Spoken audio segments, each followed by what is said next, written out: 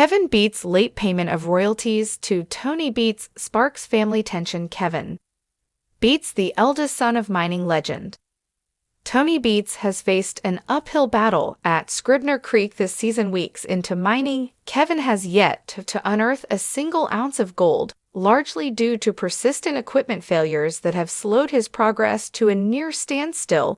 His ambition to carve out his independence within the Beets family mining empire is commendable, but the reality is that his operation is still financially tied to his father, a struggle for independence, and a debt to settle despite his experience and skill in gold mining.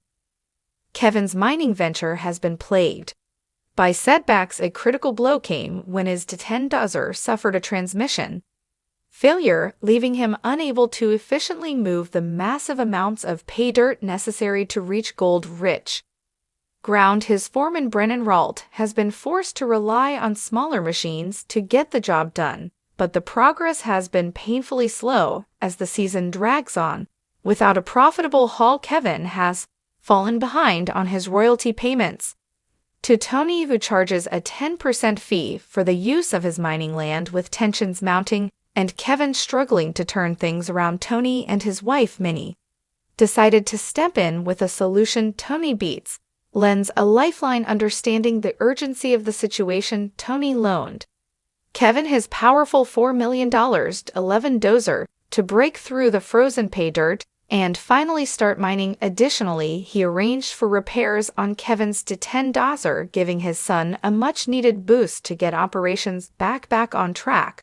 While Kevin expressed gratitude for his parents' help, Tony couldn't resist joking about raising the royalty from 10% to 15%. Minnie quickly shut down the idea, asserting that she wouldn't impose such a financial burden on their son. Nevertheless, the arrangement reinforced the reality that Kevin's independence still hinges on support from his father. Tony Beets' gold empire thrives. Meanwhile, Tony Beets' own mining operations are running at full steam. Over at Indian River, Tony remains ahead of schedule with his younger son Mike spearheading production at Paradise Hill. Their team, including Tony's nephew, cousin Mike, has been working relentlessly to meet their ambitious 2,500-ounce season goal. However, the Beets family hasn't been without challenges at Indian River. New crew member Jacob Moore struggled with a shaker deck conveyor belt which tore after a hydraulic pump failure. Over at Paradise Hill, Mike dealt with water and pay dirt spilling from the pre-wash system due to a loose rubber mat. Despite these setbacks, their seasoned team was quick to resolve issues and keep production rolling. The numbers tell the story. During the weekly gold weigh-in, the Beets family operations produced mixed results. The shaker deck, after operating for just half a day, brought in 20.15 ohms, worth over $50,000. The troll at Paradise Hill delivered an impressive $33.90, valued at $580,000, while SLO allotted I&D Indian River contributed $20,320, worth $500,000. These combined efforts pushed their season total to 2,588 ounces, surpassing the halfway mark of their seasonal goal within just 10 weeks. This level of production is a testament to Tony Beets' experience and leadership in the mining industry. While setbacks are inevitable, his ability to quickly recover and adapt ensures that his operation remains one of the most successful in the Klondike. Can Kevin Beets catch up with Tony's operation thriving and Kevin still trying to gain traction? The contrast between father and son is striking. While Kevin has received a much-needed boost with a D11 dozer, he still faces immense pressure to produce gold and, more importantly, pay off his overdue royalties. His dream of running an independent mining operation remains intact, but it's clear that the road to success in the Beets dynasty is far from easy. Tony's support underscores the fine line between family loyalty and business obligations. While he is willing to help Kevin in times of need, it is evident that financial responsibilities within the Beets mining empire must still be met. Kevin must now prove that he can turn his struggling operation into a profitable one or risk further reliance on his father's resources as the season progresses. All eyes will be on Kevin to see if he can turn things around and prove that he has what it takes to run his own mining empire, or if he will continue to rely on the support of his father. Tony Beets. The pressure is on, and Kevin must dig deep, literally and figuratively, to establish himself as a capable mine boss. The Beets family mining empire has long been built on hard work, experience, and Tony Beets' unwavering leadership. As season 15 rush unfolds, the dynamic between Tony and his eldest son Kevin Beets has become a focal point. Kevin is striving for independence, but his mining ambitions remain deeply intertwined with his father's business, leading to both tension and moments of mutual support.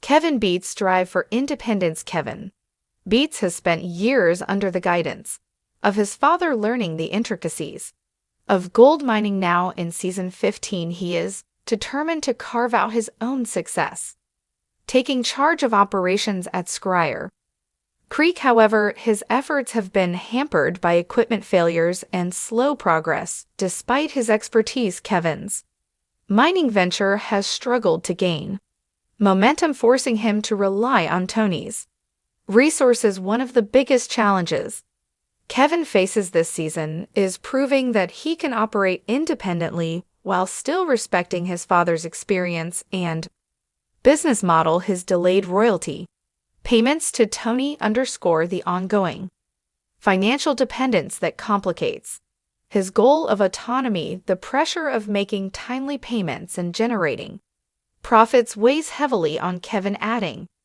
another layer of complexity to his relationship with his father. Tony Beets' tough love approach. Tony Beets has always been known for his non-nonsense, hard-driving management style. This season, his interactions with Kevin reflect both his high expectations and a willingness to provide support when necessary. Tony is not one to coddle his children, and his approach to Kevin struggles has been a mix of tough love and strategic intervention. When Kevin's Dozer suffered a transmission failure, bringing his operation to a halt, Tony stepped in by loaning him a $4 million Dozer to keep things moving.